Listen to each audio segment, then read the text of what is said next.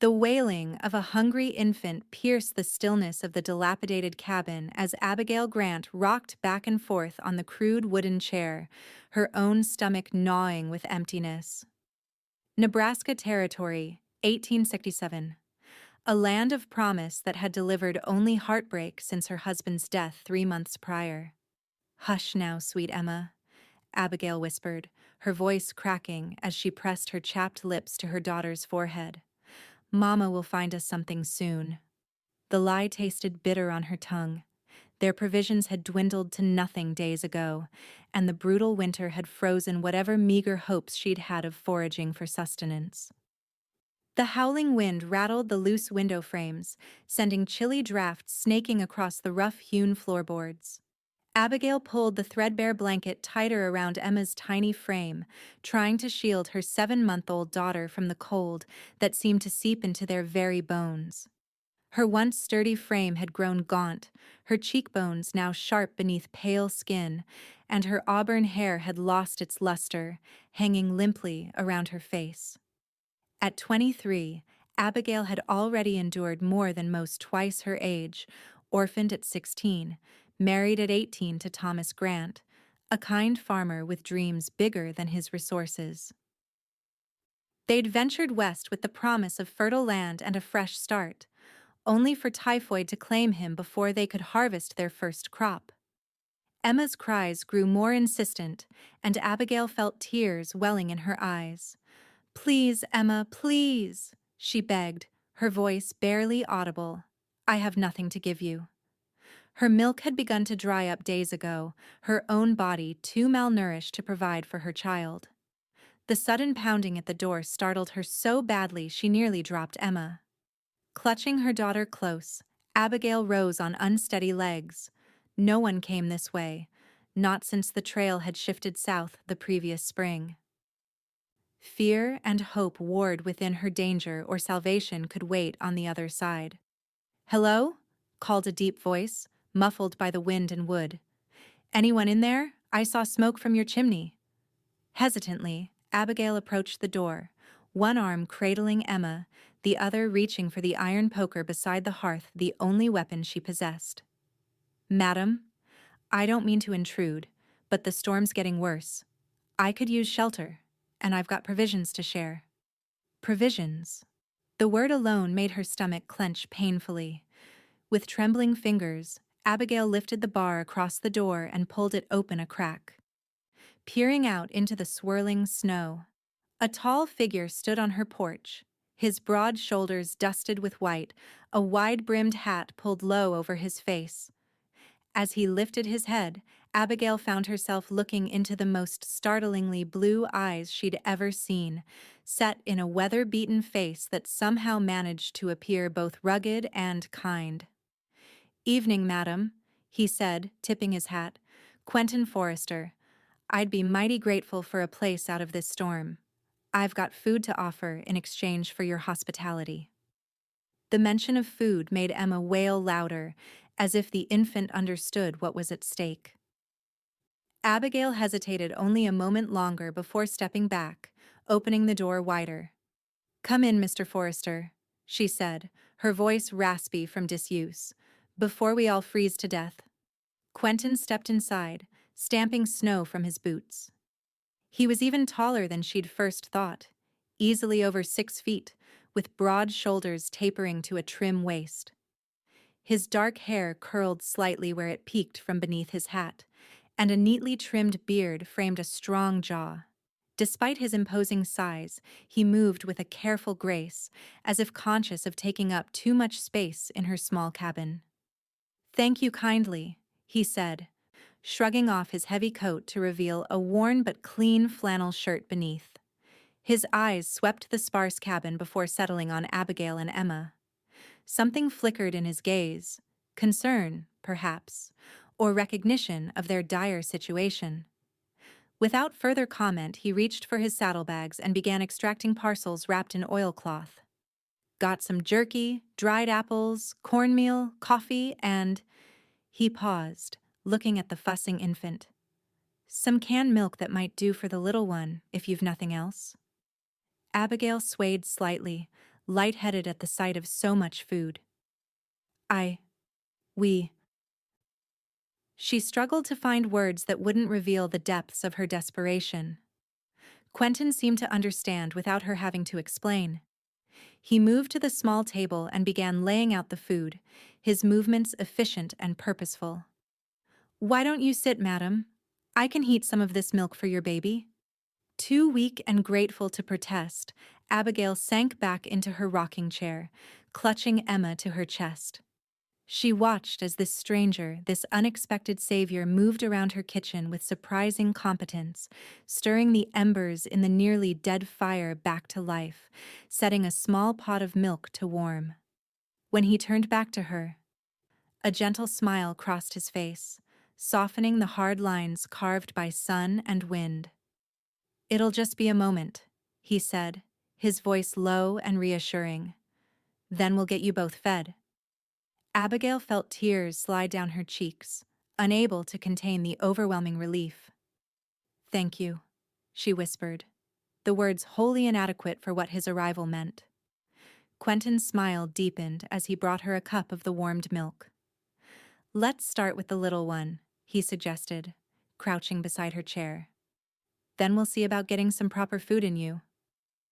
As Emma eagerly accepted the milk, her cries finally subsiding, Abigail met Quentin's gaze. Something unspoken passed between them, a connection, a recognition.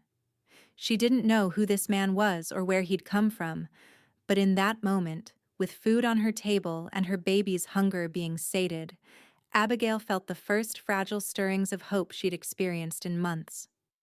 Quentin Forrester had appeared like an answer to prayers she'd been too afraid to voice, and as he smiled at her and Emma, Abigail couldn't help wondering if perhaps, just perhaps, fate had finally decided to show them mercy. "There now," Quentin said softly as Emma drank.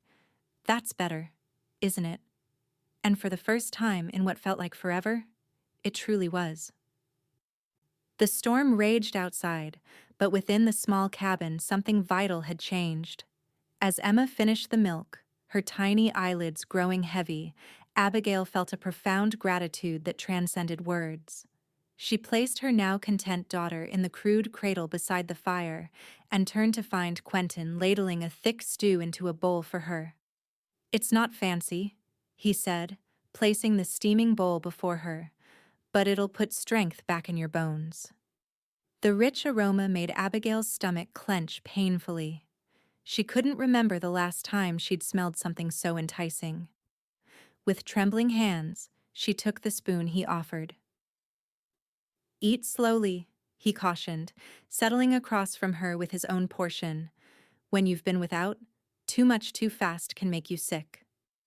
Abigail nodded, forcing herself to take small, measured bites despite the desperate hunger that urged her to devour everything in sight. The flavors exploded on her tongue, salt and meat and vegetables, and she couldn't prevent a small moan of pleasure. "Good?" Quentin asked, a hint of amusement warming his voice. "I've never tasted anything better," she admitted, taking another careful spoonful. "Where did you come from, Mr. Forrester? We don't get many travelers this way, especially not in winter." Quentin took a sip from his own bowl before answering. "I was heading to Fort Kearny, got caught in this storm and saw your chimney smoke. Lucky for me." He paused, his blue eyes studying her face. "And perhaps for you too, Mrs. Grant, Abigail Grant. And that's Emma." She indicated the sleeping baby. "My husband Thomas and I settled here last spring, but her voice faltered. "Typhoid took him before harvest." Understanding crossed Quentin's weathered features. "I'm sorry for your loss, Mrs. Grant." "Abigail, please," she said quietly. "After what you've done for us tonight, formality seems unnecessary." He nodded, a slight smile touching his lips. "Abigail, then. And I'm Quentin to my friends." "Are you a rancher, Quentin?" she asked, noting his capable hands and the way he carried himself. "Was. Had a small spread in Kansas." Something darkened in his eyes. "Lost it after the war. Been working as a scout for the Army these past 2 years, delivering dispatches this trip. Abigail sensed there was more to his story, but the haunted look that briefly crossed his face discouraged further questions. Instead, she focused on her meal, savoring each bite until her shrunken stomach could hold no more. "Thank you," she said finally, setting down her spoon. "I can't remember the last time I felt full." Quentin's jaw tightened. "How long have you been without?" Abigail dropped her gaze to the worn tabletop. "Proper food? Weeks. The last of our stores ran out days ago. I've been melting snow for water and feeding Emma what little—" She trailed off, embarrassment heating her cheeks. "You've done well to survive this long on your own," he said, no judgment in his tone. "But winter's barely begun. What was your plan?" "I don't have one," she admitted, the words painful to speak aloud. "After Thomas died, I've been trying to get through each day. The nearest settlement is 30 miles, and I couldn't make that journey with Emma, not in my condition." She gestured to her thin frame. "I've been hoping someone might pass by, or that spring would come early." Quentin was silent for a long moment, his expression thoughtful as he studied the small cabin. "You can't stay here alone," he finally said, his tone gentle but firm. "You and your daughter won't survive the winter." The truth of his words struck Abigail like a physical blow. She'd known it, of course, had felt death creeping closer with each passing day, but hearing it spoken aloud made it terrifyingly real. "I have nowhere else to go," she whispered. Quentin rose from the table, moving to add wood to the fire. The flames leapt higher, casting his profile in sharp relief as he considered her words. "I'll be heading to Fort Kearney once the storm breaks," he said finally, turning to face her. 2 days' ride, if the weather holds. There's a settlement there, people who could help you." Hope and fear tangled in Abigail's chest. "I couldn't ask you to—" "You're not asking, I'm offering." His voice was firm. "I won't leave a woman and child to die when I could prevent it." Abigail's eyes burned with unshed tears. "Why would you do this for strangers?" Quentin's gaze shifted to the window, where snow continued to fall in thick, silent curtains. "Because someone once did the same for me, when I needed it most." He turned back to her, his expression softening. "Get some rest, Abigail. We can talk more in the morning. The storm won't let up before then anyway." As if her body had been waiting for permission, exhaustion swept over Abigail in a powerful wave. She nodded, too drained to argue further. "You can take the bed," she offered, gesturing to the narrow frame in the corner. "I'll sleep by Emma's cradle." Quentin shook his head firmly. "I've slept on harder ground than your floor. You take the bed, you need the rest more than I do." Too weary to protest, Abigail checked on Emma one last time before crossing to the bed. She hesitated, suddenly aware of how vulnerable she was alone in this isolated cabin with a man she'd just met. Yet something about Quentin's steady presence reassured her. He could have taken advantage of their desperate situation in countless ways, but had shown nothing but respect and kindness. "Quentin," she said softly as she settled onto the thin mattress, pulling the blanket around her shoulders. "Thank you, truly." In the firelight, his expression was solemn. "Get some sleep, Abigail. Tomorrow will be a new day." As she drifted toward unconsciousness, Abigail realized it was the first time since Thomas's death that she'd felt anything resembling safety. The storm might rage outside, but within these walls, at least for tonight, she and Emma were protected. Her last thought before sleep claimed her was of Quentin's smile as he'd placed food on her table, a simple kindness that had saved their lives. The dawn broke cold and clear, sunlight streaming through the frost-covered windows and painting the cabin's interior with pale gold. Abigail woke to the unfamiliar sound of movement in her kitchen and the even more surprising aroma of coffee brewing. For a moment, disorientation gripped her.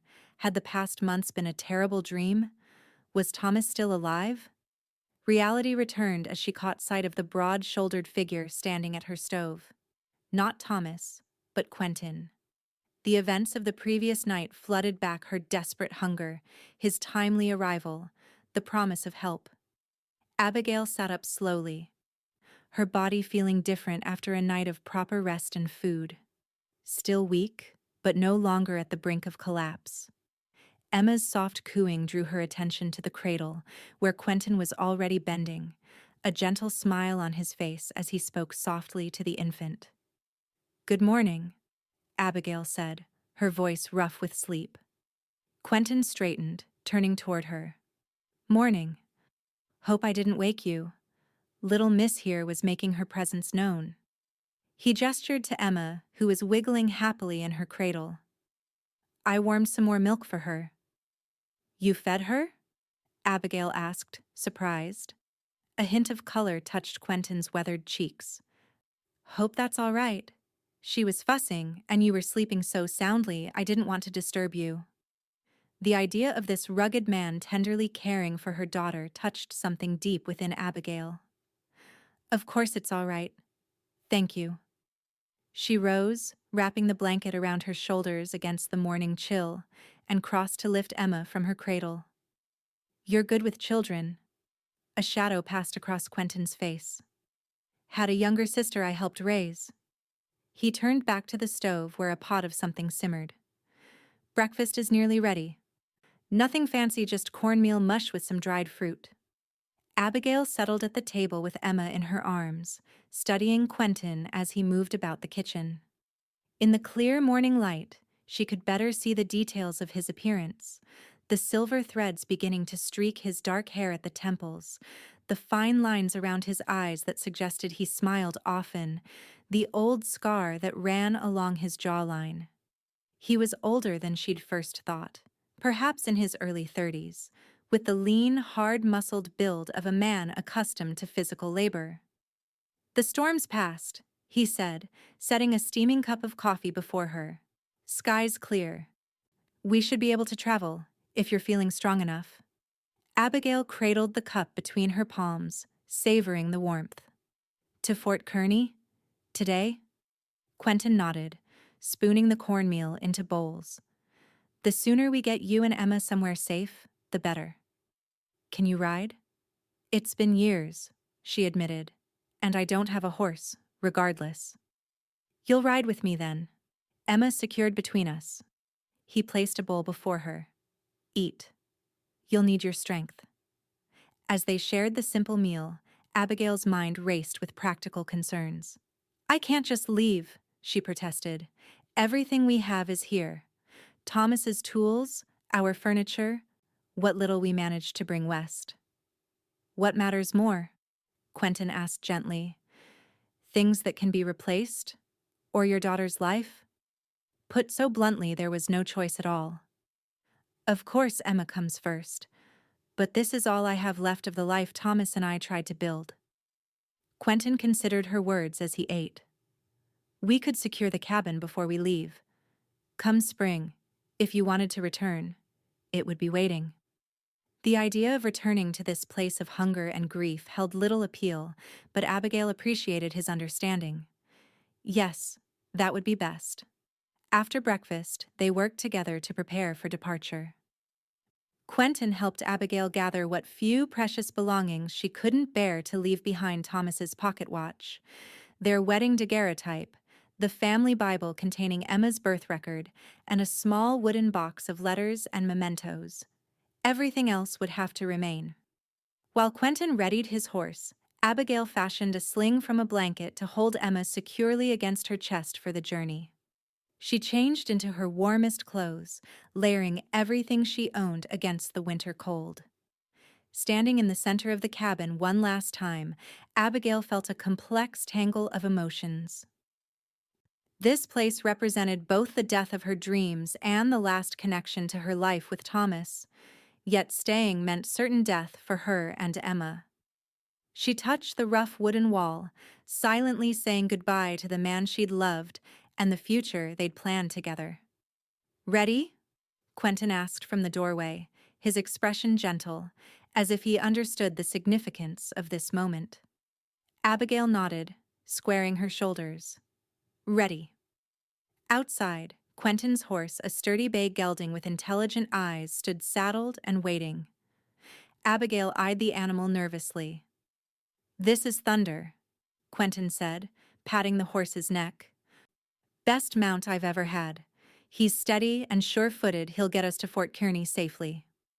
With Emma secured in the sling against her chest, Abigail allowed Quentin to help her into the saddle. His hands were strong and warm at her waist as he lifted her effortlessly.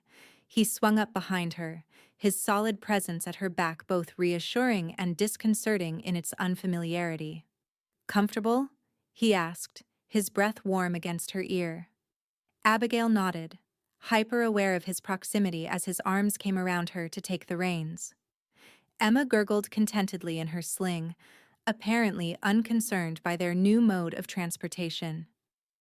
With a final glance at the cabin that had been both haven and prison, Abigail let out a shaky breath. "I'm ready." Quentin clicked his tongue, and Thunder moved forward, carrying them away from the isolated homestead and toward an uncertain future. As they crested the hill that would take the cabin from view, Abigail allowed herself one backward glance.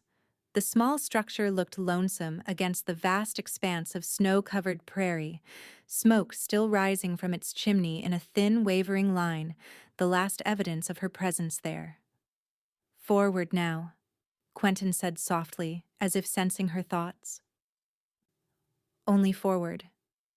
Abigail turned her face to the horizon, feeling the winter sun on her cheeks and the solid warmth of Quentin at her back. For the first time in months, she was moving towards something rather than simply enduring.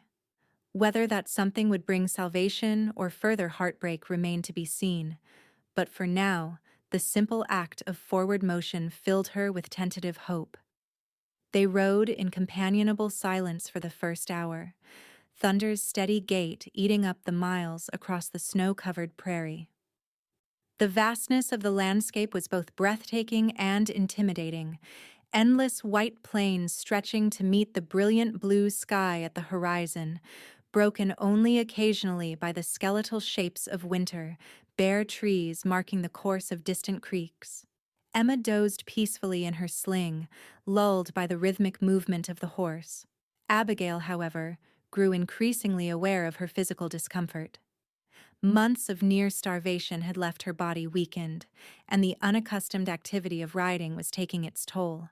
She tried to hide her distress, but Quentin's perceptiveness proved sharper than she'd anticipated. "We should rest," he said, guiding Thunder toward a small copse of cottonwoods that offered some shelter from the biting wind. "Give you and Emma a chance to stretch." Abigail wanted to protest that she was fine, that they should continue, but the relief that flooded her at his suggestion was too profound to deny. "Just for a few minutes," she agreed. Quentin dismounted first, then reached up to help her down.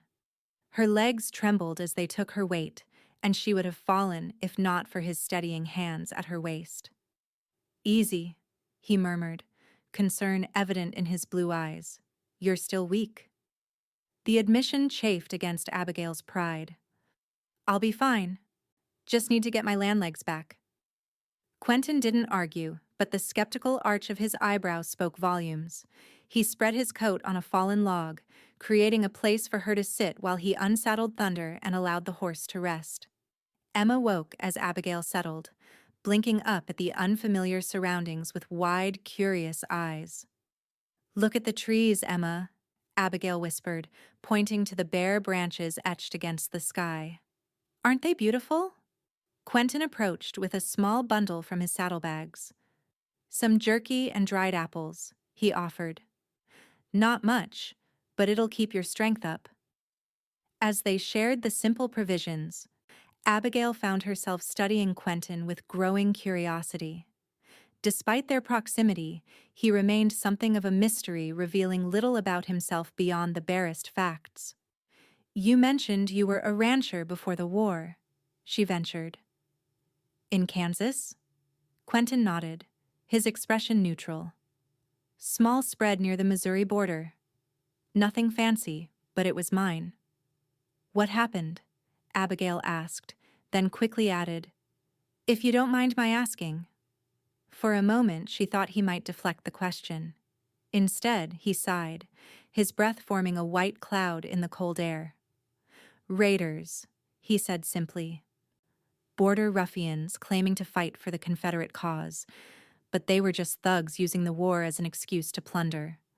Burned me out in '63, took my stock.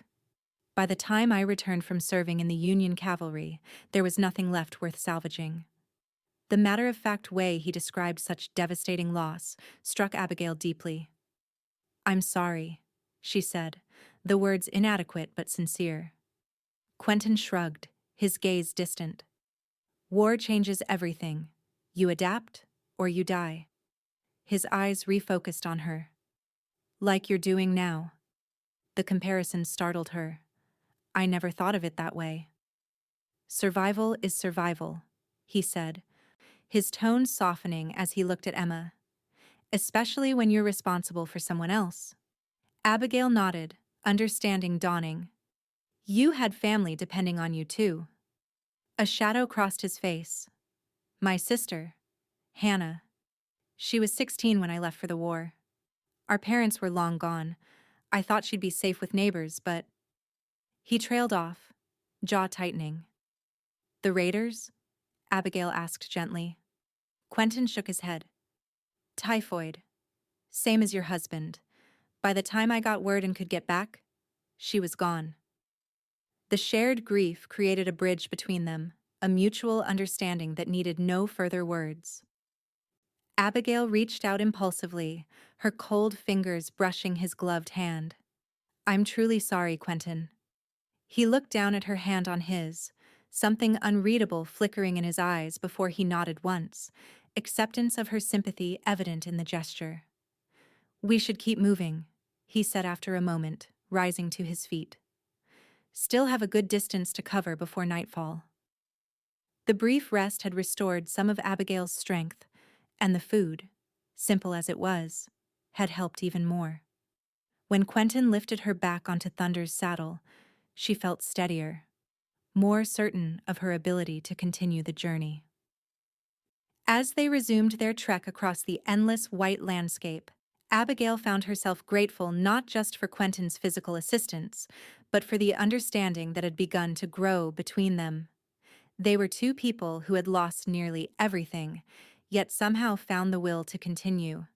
There was strength in that shared experience, a resilience that transcended their brief acquaintance. Emma stirred against her chest, making small sounds of discontent that soon grew into full-fledged cries. The infant's timing couldn't have been worse, with no shelter in sight and the temperature dropping as afternoon waned toward evening. She's hungry, Abigail explained apologetically, trying to soothe her daughter while maintaining her balance on the horse. There's a line of trees ahead, Quentin said, pointing to a dark smudge on the horizon. Probably marks a creek. We'll stop there. Emma's cries grew more insistent, echoing across the empty plains. Abigail felt a familiar rush of helplessness her body still couldn't provide what her daughter needed. Almost there, Quentin assured her, urging Thunder into a faster trot. The creek turned out to be more substantial than expected, a small river partially frozen at the edges but still flowing in the center. The trees along its banks provided welcome shelter from the wind, and Quentin quickly found a suitable spot to make camp. We'll stop here for the night, he decided, surveying the darkening sky. Better than pushing on and risking getting caught in the open after dark. While Abigail tended to Emma, warming milk from their provisions, Quentin efficiently set up a camp. He gathered wood for a fire, created a windbreak with fallen branches, and laid out bedrolls, all with the practiced ease of a man accustomed to life in the wilderness. The fire's warmth was a blessed relief after hours in the saddle exposed to the winter air. As Emma finally quieted, her hunger satisfied, Abigail felt her own exhaustion returning tenfold. Every muscle ached, and the emotional strain of leaving her home, however necessary, weighed heavily on her spirit. You should eat something before you rest, Quentin said, offering her a plate of beans and salt pork he'd heated over the fire. Abigail accepted gratefully, realizing she'd need to keep up her strength if she were to continue providing for Emma. They ate in companionable silence, the crackling fire and distant calls of night birds, the only sounds in the gathering darkness.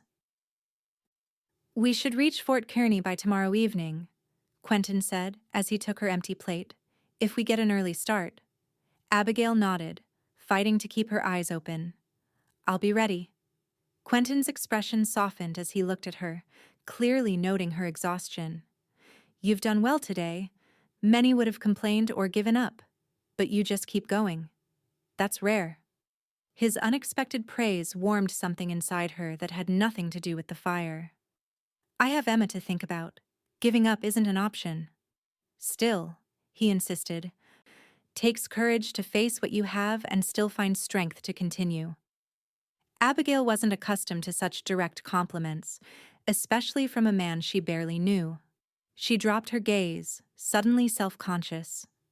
Thank you for saying that, and for everything else. A comfortable silence fell between them as Quentin banked the fire for the night. He'd arranged their bedrolls on opposite sides of the flames, close enough for warmth, but maintaining a respectful distance that Abigail appreciated.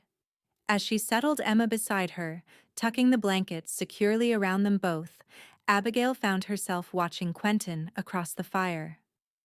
His profile was strong and steady in the flickering light, his movements deliberate as he checked their surroundings one final time before retiring. Quentin, she said softly as he prepared to lie down, may I ask you something? He paused, looking across the fire at her. Of course. Why are you really helping us? The truth. For a long moment he was silent, his expression thoughtful. When he finally spoke, his voice was low and sincere. Because when I found you, I saw myself after Hannah died, after I lost everything. Hollow. Empty. He met her gaze directly. But you had something I didn't. What's that? Abigail whispered. A reason to keep going. He nodded toward Emma's sleeping form. Maybe by helping you both, I'm finding my own reason again. The raw honesty of his answer touched something deep within Abigail, a recognition of shared pain, but also of possibility. Before she could formulate a response, Quentin gave her a slight smile and settled onto his bedroll. Get some sleep, Abigail. Tomorrow's another long day. As she drifted toward sleep, Emma's tiny warmth against her side and Quentin's steady presence across the fire, Abigail felt an unfamiliar emotion stirring in her chest. Not quite hope, not yet, but perhaps the space where hope might eventually grow. The morning dawned crisp and clear, the sun casting long shadows across their campsite as it climbed above the eastern horizon. Abigail woke to find Quentin already up and moving about, tending the rekindled fire and preparing a simple breakfast. Emma, surprisingly, was awake but content, making soft cooing sounds as she watched the play of light through the bare tree branches overhead. Morning, Quentin greeted her, his voice low in deference to the quiet dawn. Coffee's ready if you want some. Abigail sat up slowly, pleasantly surprised to find her body less pained than she'd expected after yesterday's exertions. Thank you, she said, accepting the steaming cup he offered. You're always up before me. A slight smile touched his lips. Old habits. In the cavalry, you learn to wake before the bugler or face the consequences. As they shared a breakfast of hardtack softened in coffee and the last of the dried apples, Abigail found herself studying Quentin with new interest. His revelation the night before had shifted something between them, creating a deeper understanding that transcended their brief acquaintance. What will happen when we reach Fort Kearney? She asked, voicing the question that had been weighing on her mind. Quentin considered before answering. The fort has a small settlement around it, sutlers, traders, some families. They're good people for the most part. Someone will have space for you and Emma until you decide your next steps. And you? Abigail asked, surprising herself with the directness of the question. What will you do? Deliver my dispatches, he replied, his tone neutral. Then head back out. The army always has messages that need carrying. The thought of Quentin simply riding away after delivering them to safety caused an unexpected pang in Abigail's chest.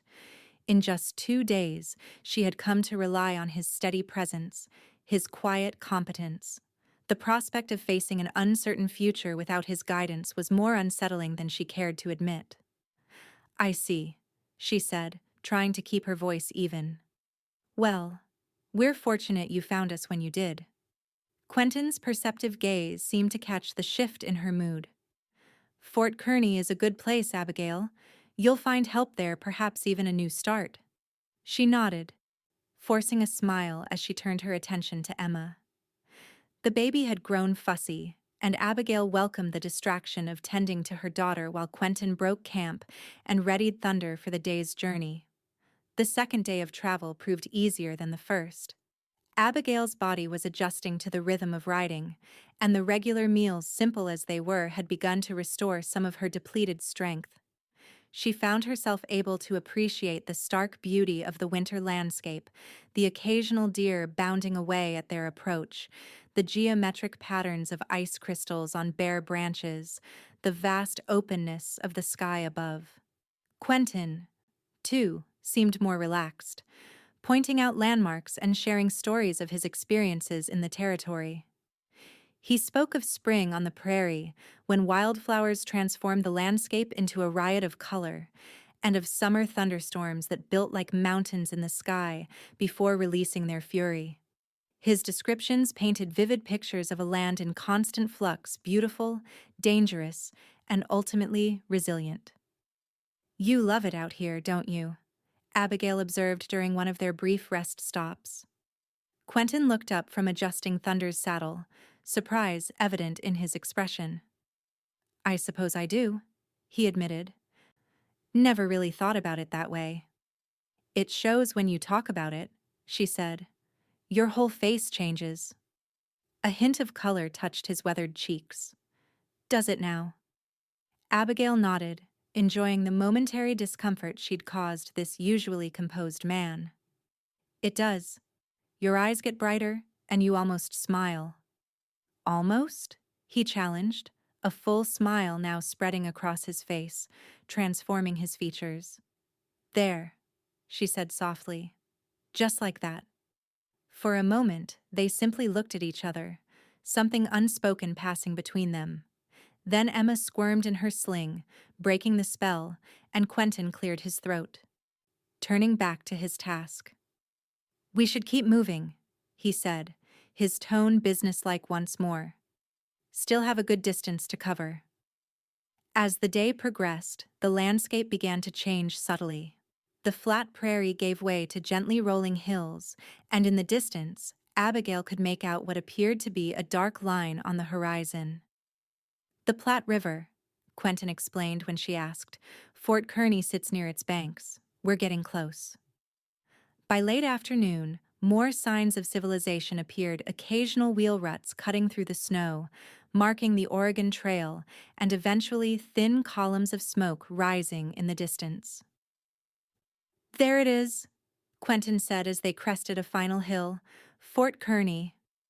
Abigail's first impression was of something far more substantial than she'd imagined. The fort itself was a large, square enclosure of wooden buildings surrounded by a stockade, but it was the settlement around it that caught her attention. Dozens of structures ranging from substantial houses to simple sod huts, all arranged in rough streets, with people moving between them. After months of isolation, the sight of so much human activity was almost overwhelming. Abigail felt a flutter of anxiety in her chest. It's larger than I expected. Quentin sensed her apprehension. It can be jarring at first, after being alone, but you'll adjust quickly enough. As they approached the fort's main gate, Abigail was acutely aware of the curious glances directed their way, A woman and infant riding double with a man drew notice in a place where such sights were uncommon. She straightened her spine, conscious of her shabby appearance but determined to maintain her dignity. A sentry at the gate hailed them, recognition dawning on his face as he identified Quentin. "Forrester, didn't expect you for another week, with that storm that blew through." "Got lucky with the weather, Jenkins," Quentin replied easily. "Need to see Major Wilson right away. Got dispatches from Fort Laramie." The sentry's gaze shifted to Abigail and Emma, curiosity evident in his expression. "And your companions?" "Mrs. Grant and her daughter," Quentin said, his tone discouraging further questions. "Found them at an isolated homestead. Husband deceased. They need assistance." The formal way Quentin described their situation stung Abigail unexpectedly. After the connection that had grown between them during their journey, the return to such impersonal terms felt like a step backward. Jenkins nodded, apparently satisfied with the explanation. "Major's in his office. You know the way." As they rode through the fort's main gate, Abigail felt as though they were crossing a threshold that separated her old life from whatever awaited her now. The busy courtyard, filled with soldiers going about their duties, wagons being loaded and unloaded, and the general bustle of military life, was a stark contrast to the silent isolation she'd endured for months. Quentin guided Thunder to a hitching post outside the largest building in the compound. "This is headquarters," he explained as he dismounted. "Wait here a moment while I report in." Before Abigail could protest being left alone, a female voice called out from across the courtyard. "Quentin Forrester, as I live and breathe. Back so soon?" A woman approached, perhaps a few years older than Abigail, with a warm smile and practical frontier dress. Her dark hair was neatly pinned beneath a knitted cap, and her expression was openly curious as she took in the sight of Abigail and Emma. "Olivia," Quentin greeted her with evident familiarity. "Good to see you. How's the doctor?" "Busy as always," she replied, her gaze still on Abigail. "Aren't you going to introduce me to your friends?" Quentin performed the introductions with formal politeness. "Mrs. Olivia Parker, wife of Dr. Parker, the fort surgeon. Mrs. Abigail Grant and her daughter Emma." "Pleased to meet you," Abigail said, suddenly conscious of her disheveled appearance after days of travel. Olivia's warm smile never faltered. "The pleasure is mine, and what a beautiful baby." She stepped closer, admiring Emma, who was now awake and regarding the stranger with solemn interest. "How old is she?" "7 months," Abigail replied, relaxing slightly at the genuine warmth in the other woman's manner. "Quentin, you didn't mention you were bringing guests," Olivia said, a hint of gentle accusation in her tone. "It was unexpected," he replied, shifting uncomfortably. "Mrs. Grant's husband passed recently. Their homestead was isolated with no provisions. I couldn't leave them there." Understanding dawned in Olivia's expression. "Of course not." She turned to Abigail, compassion evident in her gaze. "You poor dear. What a terrible ordeal you must have endured." The simple acknowledgement of her struggles brought unexpected tears to Abigail's eyes.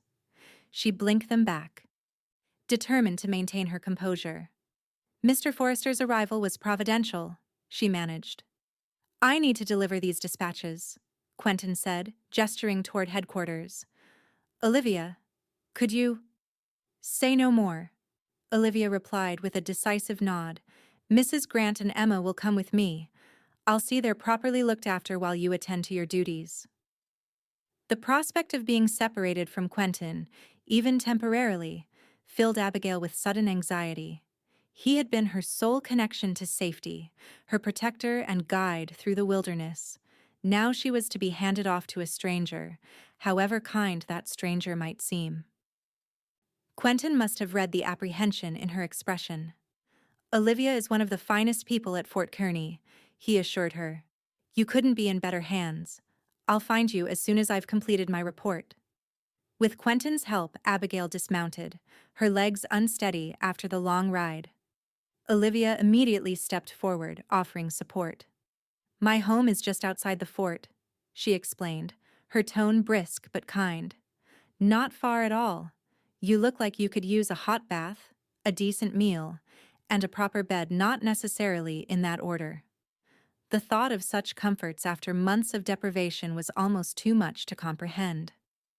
Abigail found herself unable to respond beyond a grateful nod. As Olivia began to lead her away, Abigail turned back for one last look at Quentin. He stood watching them, his expression unreadable in the fading afternoon light. Then he raised a hand in farewell before turning toward headquarters, his tall figure soon disappearing through the doorway.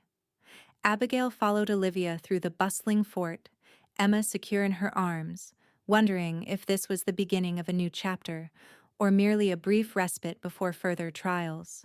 Olivia Parker's home was a revelation to Abigail.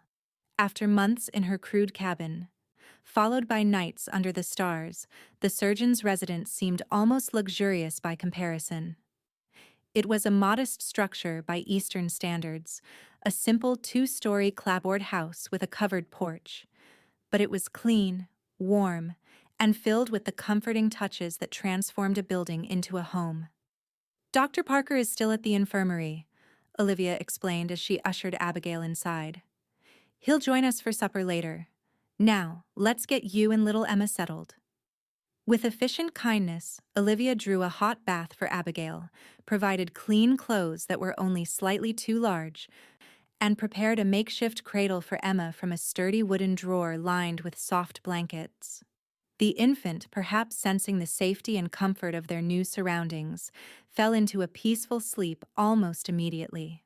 The bath was a luxury beyond words. As Abigail sank into the steaming water, weeks of grime and worry seemed to dissolve away. She washed her hair with real soap that smelled of lavender, scrubbed her skin until it glowed pink, and for the first time in months, allowed herself to fully relax. By the time she emerged, dressed in the borrowed clothes with her damp hair neatly braided, Abigail felt almost like her former self, the woman she had been before grief and hunger had hollowed her out. "There you are," Olivia said approvingly as Abigail entered the kitchen. "You look much more the thing now. Come, sit. You must be famished." The table was set with a simple but hearty meal: venison stew, fresh bread, and preserved peaches. The sight and smell of such abundance made Abigail's eyes sting with grateful tears. "This is too much," she protested weakly. "You've already been so kind." Olivia waved away her objections. "Nonsense. It's the Christian thing to do. Besides, any friend of Quentin's is welcome in our home." As they ate, Abigail found herself wondering about the relationship between Quentin and the Parkers. Olivia spoke of him with evident affection, but there was something almost maternal in her manner, despite the fact that she couldn't be more than a few years his senior. "How do you know Mr. Forrester?" Abigail asked, trying to sound casual. Olivia's expression softened. "Quentin arrived at Fort Kearney about 2 years ago, just after the war ended. He was troubled. Many veterans were." She paused, considering her next words carefully. "My husband treated him for a bullet wound that had never properly healed, and somehow he became part of our extended family here." "He mentioned losing his ranch in Kansas," Abigail said, "and his sister." Olivia nodded, her expression somber. "Hannah. He was devastated by her loss. I think it hit him harder than anything else he endured during the war. She was his only family." The information filled in some of the gaps in Abigail's understanding of Quentin, his solitary nature, the shadows that sometimes crossed his face, his immediate empathy for her own desperate situation. "He's a good man," Olivia continued. "One of the best I know. But he keeps people at a distance." She gave Abigail a speculative look. "Usually." Before Abigail could respond to the implied question in Olivia's statement, a knock at the door announced a visitor. Olivia rose to answer it, and moments later, Quentin himself entered the kitchen, removing his hat as he crossed the threshold. His gaze immediately found Abigail, and something in his expression shifted surprise, perhaps, at her transformed appearance. "Mrs. Grant," he greeted her formally. "You're looking well." The return to such formality after the intimacy of their journey stung, but Abigail matched his tone. "Thank you, Mr. Forrester. Mrs. Parker has been most generous." An awkward silence fell, broken by Olivia's practical intervention. "Sit down, Quentin. You must be hungry after your journey. There's plenty of stew left."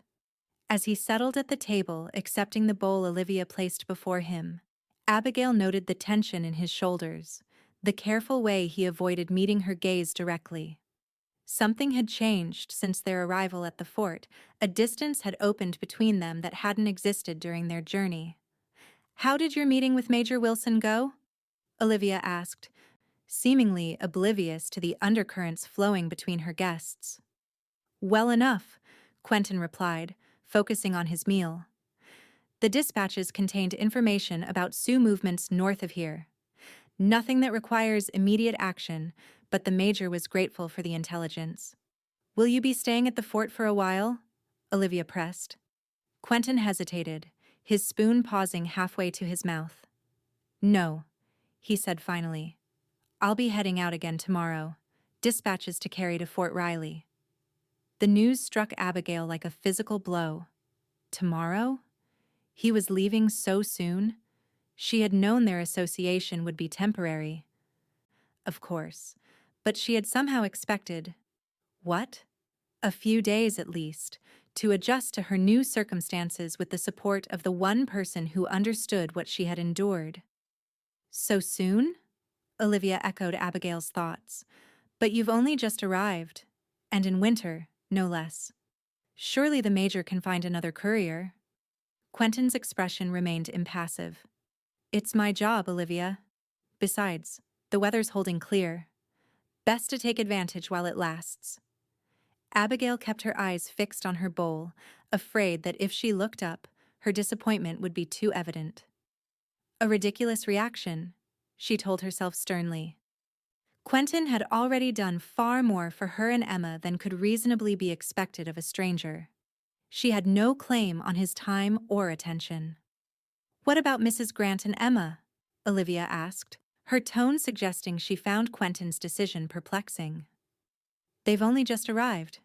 Surely you want to ensure they're properly settled before you dash off again."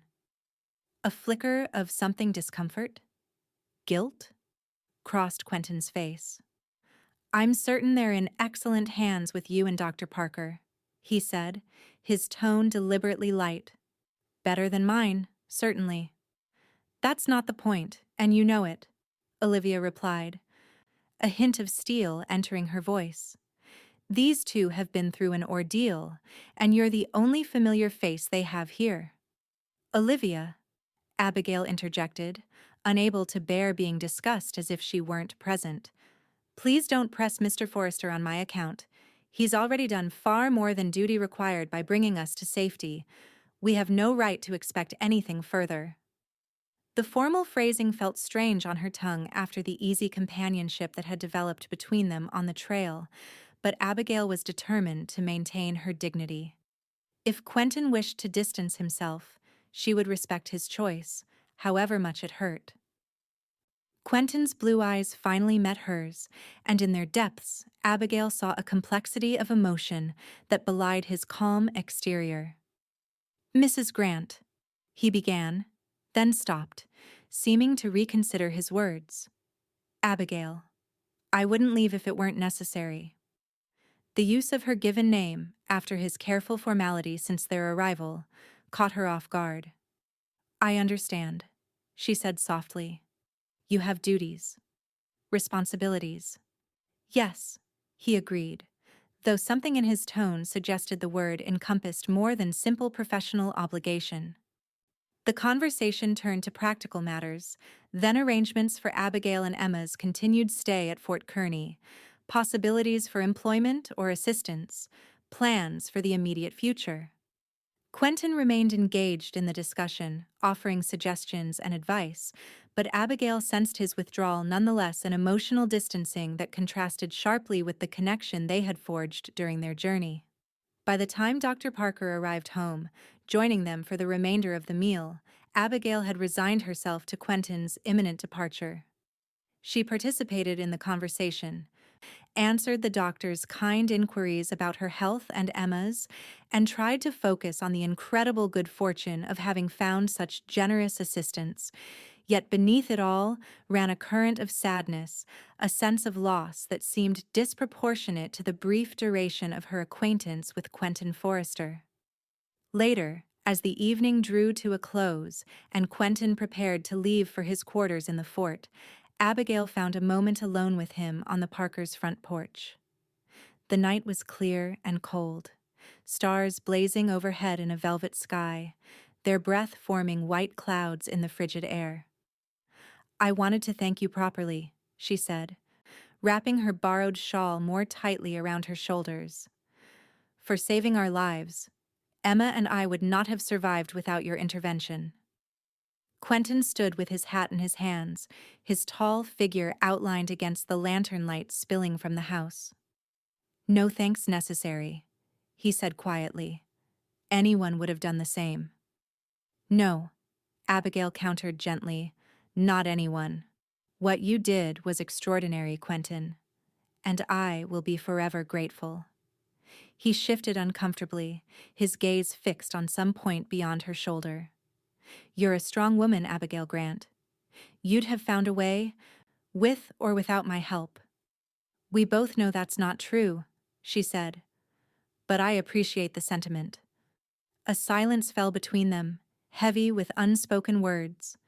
Abigail sensed that Quentin was holding himself back, maintaining a careful distance that hadn't existed during their journey.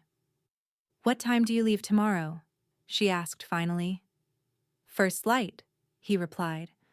"Best to make the most of daylight hours." Abigail nodded, accepting the finality of his decision. "Then I suppose this is goodbye." Quentin met her gaze directly for the first time since they'd arrived at the fort. "The Parkers will see you're taken care of." Olivia mentioned that Mrs. Brewster at the Mercantile needs help with bookkeeping. "You might inquire there, if you're interested in employment." The practical advice, delivered in such a detached manner, stung more than it should have. "Thank you. I'll do that." Another silence, more awkward than the first. Abigail waited, hoping for what? Some acknowledgement of the connection that had formed between them? Some indication that their paths might cross again?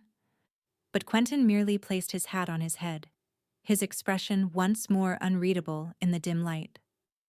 "Goodbye, Mrs. Grant. I wish you and Emma all the best." The return to formality was like a door closing. Abigail straightened her spine, determined to match his composure. "Safe travels, Mr. Forrester."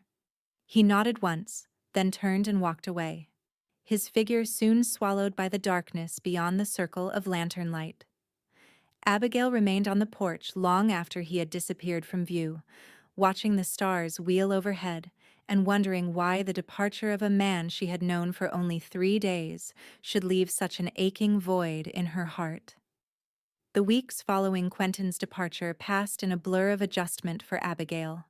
True to Olivia's suggestion, she secured employment at Brewster's Mercantile, using the bookkeeping skills she had developed during her father's illness to help the aging proprietor manage his accounts. The work was not difficult, and Mr. Brewster proved a fair employer, even providing a small room behind the store where Abigail and Emma could live. The residents of Fort Kearney welcomed the young widow and her daughter with typical frontier generosity, offering hand-me-down clothes for the growing Emma, sharing meals, providing the 100 small kindnesses that made survival possible in the harsh Western environment. Abigail worked hard, saved what she could, and gradually began to rebuild a life from the ashes of her dreams. Yet despite the kindness surrounding her and the daily improvement in their circumstances, Abigail found herself watching the trail leading to the fort, her heart quickening whenever a rider approached. But Quentin Forrester did not return, and as January gave way to February, and February to March, she told herself sternly that it was time to put such foolish hopes aside. Until one crisp March morning, when the bell above the mercantile door jangled, and Abigail looked up from her ledger to find Quentin standing just inside the entrance, his hat in his hands and an uncertain expression on his weathered face. "Mr. Forrester," she said, her voice sounding strange to her own ears. "You're back." He nodded, his blue eyes taking in her appearance, the healthier fullness that had returned to her face, the simple but clean dress she wore, the neat braid hanging over one shoulder. "Mrs. Grant, you're looking well." The formal exchange, so at odds with the sudden racing of her heart, made Abigail want to laugh and cry simultaneously. Instead, she maintained her composure, setting down her pen with deliberate care. "Thank you. Emma and I have been fortunate in the kindness of the people here." Quentin took a step forward, then seemed to think better of it, remaining near the door. "I'm glad to hear it. And Emma? She's well?" "Thriving," Abigail replied, unable to prevent a smile at the thought of her daughter. "She's with Mrs. Parker this morning. I work here most days now." "So I heard," Quentin said. Then, seeing her questioning look, added, "Dr. Parker mentioned it when I reported to the fort." An awkward silence fell between them. Abigail was acutely aware of Mr. Brewster in the back room, likely listening to every word, and of the curious glances from the few customers browsing the store's wares. "Was there something you needed?" she asked finally, gesturing to the merchandise around them. "Mr. Brewster stocks most essentials." A fleeting smile touched Quentin's lips. "Not supplies, no." He hesitated, then squared his shoulders as if coming to a decision. "I wondered if you might be free for supper this evening. To talk." The unexpected invitation caught Abigail completely off guard. "Supper?" she repeated, immediately feeling foolish for the inane response. "At the hotel dining room," Quentin clarified. 6 o'clock, if that suits you. Mrs. Bacon. Parker said she'd be happy to watch Emma." So he had already spoken to Olivia about this. The realization sent a flutter of something through Abigail's chest. "I see. Yes, that would be acceptable. Thank you." Quentin nodded, relief evident in the slight relaxing of his shoulders. "Good. That's good. I'll call for you at the Parkers at 6 then." With that, he replaced his hat, nodded once more in her direction, and left the store, the bell jangling cheerfully in his wake. Abigail stared at the closed door, her mind whirling with questions. Why had Quentin returned? What did he want to discuss? And why, after his abrupt departure and months of silence, was he suddenly seeking her company? The rest of the day passed in a haze of distraction. Abigail made mistakes in the ledger that required correction, misplaced items she was meant to be restocking, and found herself unable to focus on even the simplest tasks. By the time she closed the store at 5 o'clock, her nerves were stretched to the breaking point. At the Parkers' home, Olivia greeted her with a knowing smile that suggested she was perfectly aware of Abigail's inner turmoil. "Emma's already fed and settled," she assured Abigail. "Take your time this evening. We'll be just fine." "I don't even know why he wants to see me," Abigail confessed as she changed into her one good dress, a simple navy blue affair that Olivia had helped her alter to fit her slender frame. Olivia's expression was carefully neutral as she helped pin up Abigail's hair. "Perhaps he'll tell you that himself." He left without a backward glance. Abigail continued, unable to stem the flow of words now that she had begun. "For months, not a word. And now suddenly he wants to have supper and talk. What am I supposed to make of that?" "Men," Olivia said with a philosophical sigh, "are often terrible at expressing themselves. Especially men like Quentin, who've seen too much sorrow too young." She stepped back, surveying her handiwork with satisfaction. "There, you look lovely." Abigail gazed at her reflection in the small mirror, hardly recognizing the woman who looked back at her. The gaunt, desperate creature Quentin had found in that isolated cabin had been replaced by someone with clear eyes, healthy color in her cheeks, and a quiet dignity born of survival. Whatever his reasons, Olivia continued, straightening the collar of Abigail's dress, Quentin Forrester is a good man. That much I know for certain. Before Abigail could respond, a knock at the door announced Quentin's arrival. Olivia squeezed her hand encouragingly. Go on. Emma and I will be fine. Enjoy yourself for once.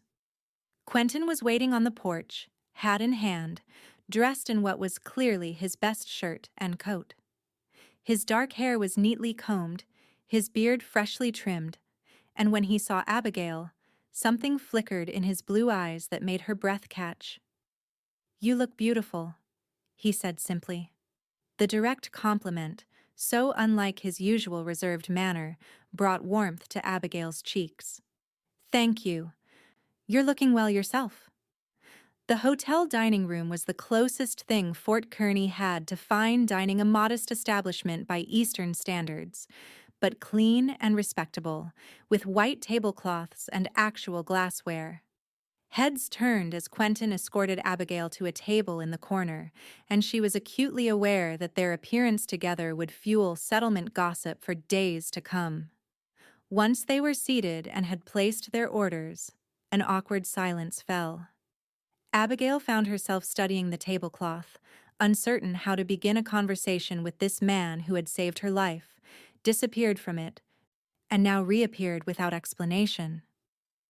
You seem to have settled well here, Quentin said finally, breaking the silence. Abigail nodded. Everyone has been very kind. Mr. Brewster is a fair employer and the work is not difficult. Emma is thriving. We have much to be grateful for.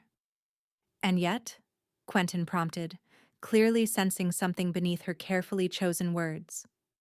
Abigail met his gaze directly. And yet, I wonder why you've returned, Mr. Forrester. And why you wish to see me tonight. A faint smile touched his lips. Back to Mr. Forrester, is it? I thought we had moved past such formality. Abigail. You were the one who reinstated it, she reminded him, unable to keep a hint of reproach from her voice. When we arrived at the fort. Quentin had the grace to look discomfited. Yes, I suppose I did. He paused as the waiter arrived with their meal's simple fare of roast beef, potatoes, and greens, but a luxury compared to Abigail's usual diet of late. Once they were alone again, Quentin seemed to gather his resolve. I owe you an explanation for my abrupt departure, he said, his tone serious. And an apology. Abigail remained silent, waiting for him to continue. Unwilling to make this conversation easier for him after months of wondering and worrying. When I found you and Emma in that cabin, Quentin began, his gaze fixed on some point over her shoulder. I acted on instinct. You needed help, and I could provide it. Simple as that. He paused, seeming to search for the right words. But during our journey to Fort Kearny, something changed. I began to care. What happened to you both? More than I should have, perhaps. And that was a problem? Abigail asked, keeping her voice carefully neutral. Quentin met her gaze directly then, his blue eyes troubled. For a man like me? Yes. I've lost everyone I ever cared about, Abigail. My parents, my sister, friends in the war.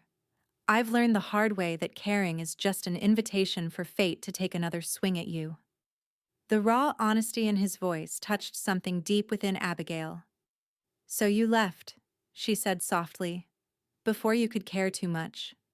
He nodded, a rueful expression crossing his face. I told myself it was for the best, that you and Emma would be better off without a broken-down ex-cavalryman complicating your lives, that you needed stability, not a man who makes his living riding from fort to fort, risking his neck carrying messages. Shouldn't that have been my decision to make?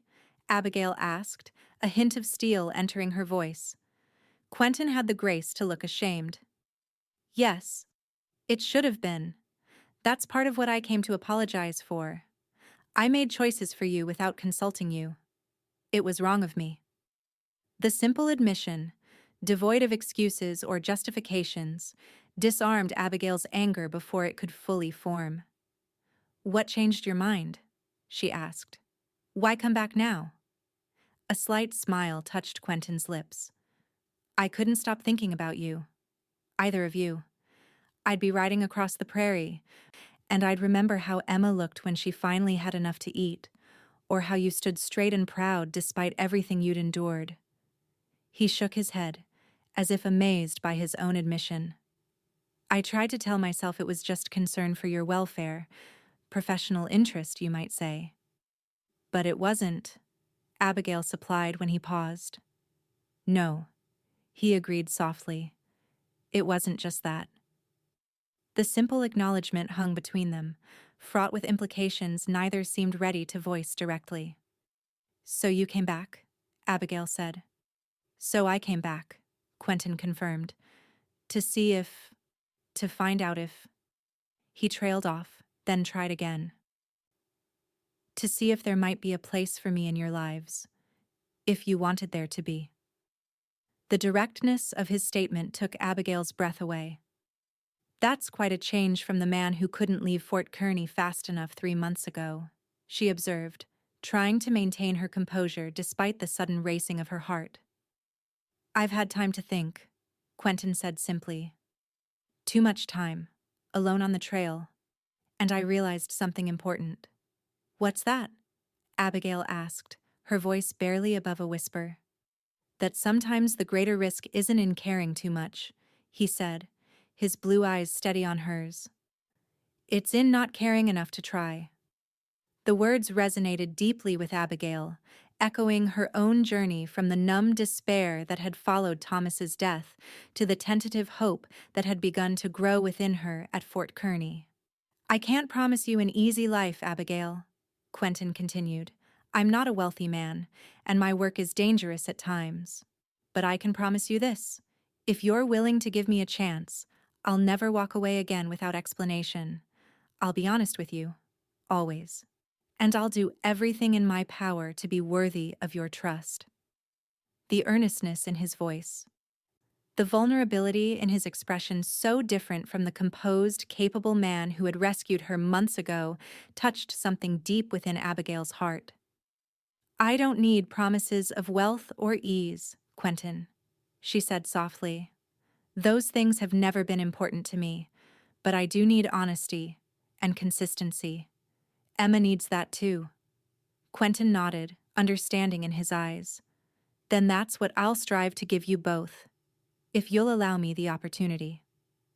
Abigail considered his words, weighing them against the hurt of his abrupt departure, the confusion of the intervening months, and the undeniable connection that had formed between them during their journey through the wilderness. "I think," she said finally, "that I would like to see where this might lead. Slowly, perhaps, for Emma's sake, as well as our own." The smile that broke across Quentin's face transformed his features, erasing years of care and worry in an instant. "Slowly," he agreed, "we have time." And in that moment, with the simple meal between them and the murmur of conversation around them, Abigail felt something shift within her heart, a door opening to possibilities she had thought forever closed after Thomas's death. It wasn't love, not yet. But it was the beginning of something that might, with care and patience, grow into something just as precious. Spring came to the Nebraska Territory in a riot of color and sound, prairie grasses greening overnight, wildflowers carpeting the rolling hills, meadowlarks and killdeer announcing the changing season with their distinctive calls. For Abigail, the transformation of the landscape mirrored the renewal taking place in her own life. Quentin, true to his word, approached their relationship with careful patience. He remained at Fort Kearney, taking shorter courier assignments that kept him close to the settlement, and spending his free time with Abigail and Emma. At first, their interactions were tentative, both of them cautious after the false start of their first meeting. But gradually, a comfortable rhythm developed between them. On Sundays after church, they would take Emma for walks along the Platte River, Quentin pointing out birds and animals to the increasingly curious infant, Abigail watching with quiet joy as her daughter responded to his deep voice and gentle manner.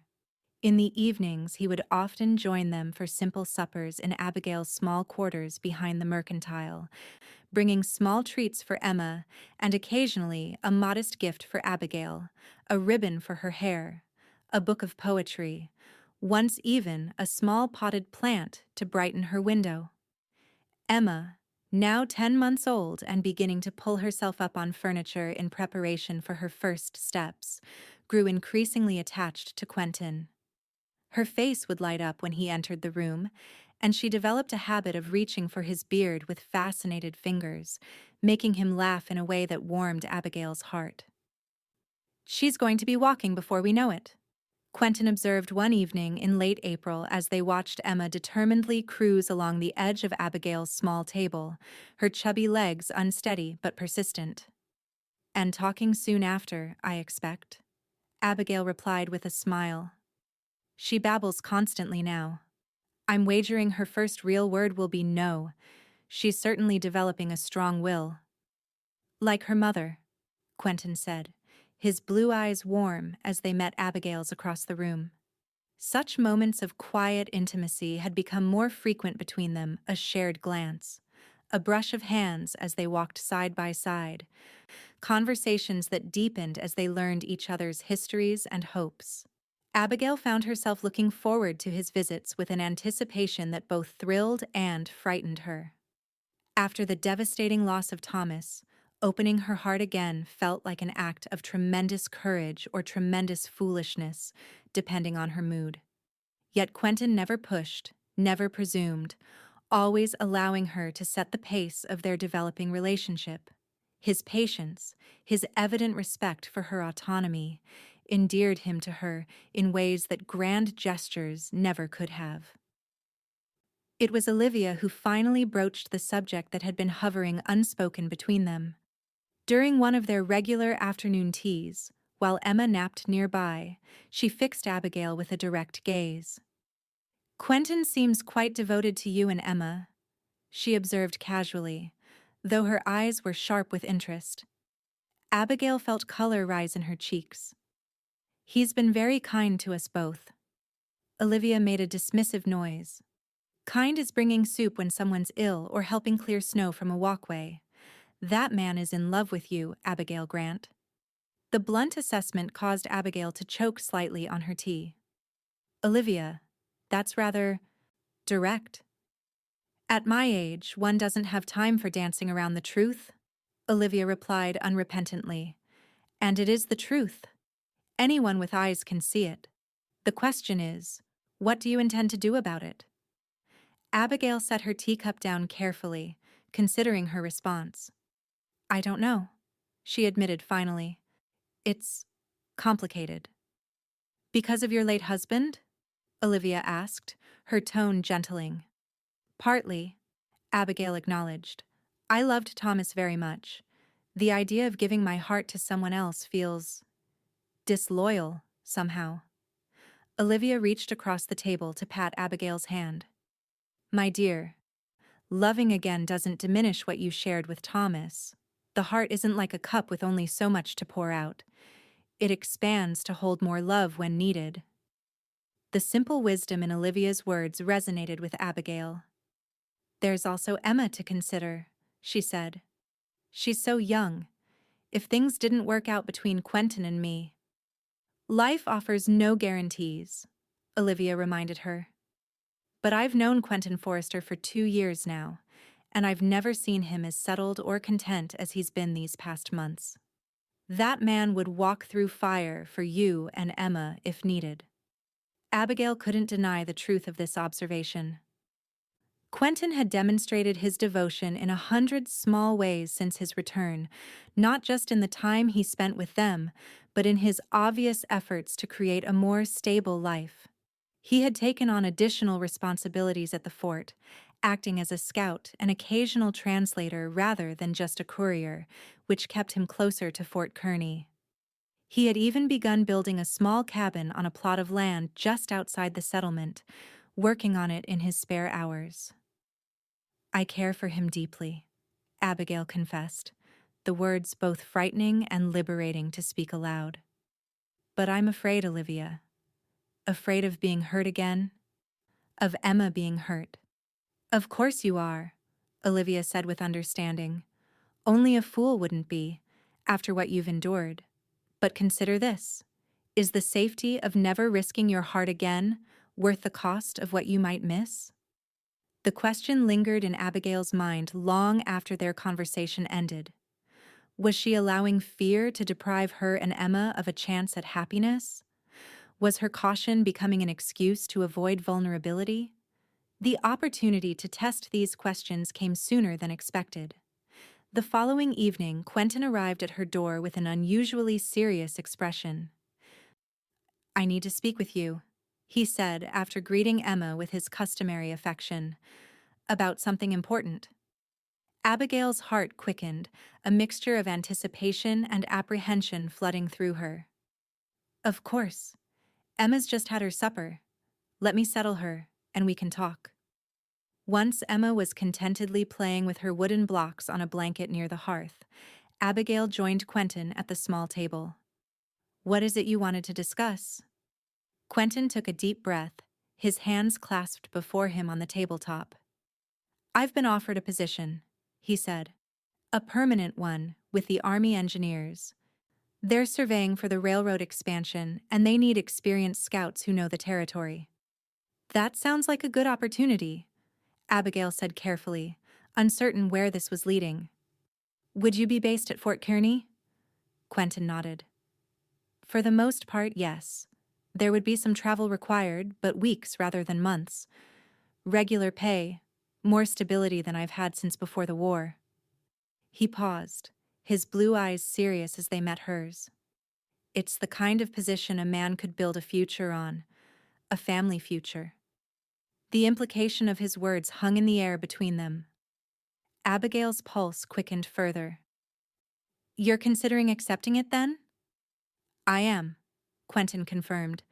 "But before I do, I needed to know what you thought, where you see this us going." The directness of the question both thrilled and terrified Abigail. This was the moment to be equally honest, to voice the feelings that had been growing within her over the past months. "I think," she said slowly, choosing her words with care, "that Emma and I have come to depend on your presence in our lives, more than I expected. More than might be wise, perhaps." A hint of uncertainty crossed Quentin's face. "And is that a problem? The dependency?" Abigail shook her head. "Not dependency, exactly. It's more that you've become important to us, to me." She took a deep breath, gathering her courage. "When Thomas died, I thought that part of my life was over, the part where I could love someone, build a future with them. I was focused solely on survival, mine and Emma's." Quentin remained silent, his gaze steady on her face, giving her space to continue.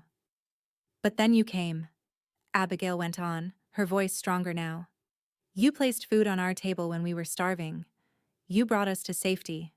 And since your return, you've shown me that perhaps there could be more to my life than just surviving. That perhaps I could love again, if I were brave enough to try." Hope dawned in Quentin's eyes. "And are you? Brave enough?" Abigail reached across the table, placing her hand over his. "I think I am. If you're patient with me, if you understand that there might be times when fear gets the better of me." Quentin turned his hand beneath hers, linking their fingers together.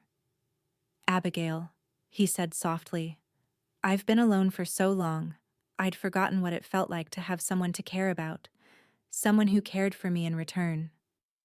When I found you and Emma, something changed inside me, something I thought was broken beyond repair.